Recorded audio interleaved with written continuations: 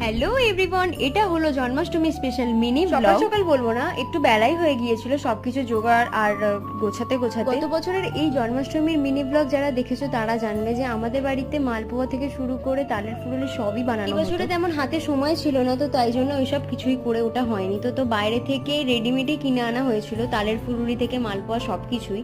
তো যাই হোক, অলমোস্ট আমার এদিকে গোছানো কমপ্লিট হয়ে গিয়েছিল। আর এখানে আমি গোপুর যে রূপোর গয়নাগুলো আছে সেগুলো বার করে নিলাম, আর একটা নতুন জামাও আমরা বার করে সাজিয়ে রেখে দিয়েছিলাম। এবছরে ইচ্ছেও ছিল যে আমি একটা নিজের হাতে কেক বানিয়েও দেবো, কিন্তু বললাম যে একটু হাতে সময় ছিল না, তো তাই জন্য কেকটাও বানিয়ে উঠতে পারিনি। আর মাঝে আমার শরীরটাও খুব খারাপ হয়ে এই বছর তো করতে পারলাম না, তবে আসছে বছর অতি অবশ্যই করব। সুন্দর করে সাজিয়ে তুলেছি আমাদের গোপুকে, তো নিজের মনের মতন করেও সাজিয়েছি। আর এই ফুলের মালাটা কিন্তু আমাদের হাতে তৈরি, আমাদের দিশা বানিয়েছে খুব সুন্দর করে। নিজের মনের মতন করে পুজো করে নিয়েছিলাম, আর এইভাবেই আমাদের জন্মাষ্টমীটা কেটে গেল। তো দেখা হচ্ছে নেক্সট মিনি ব্লগে।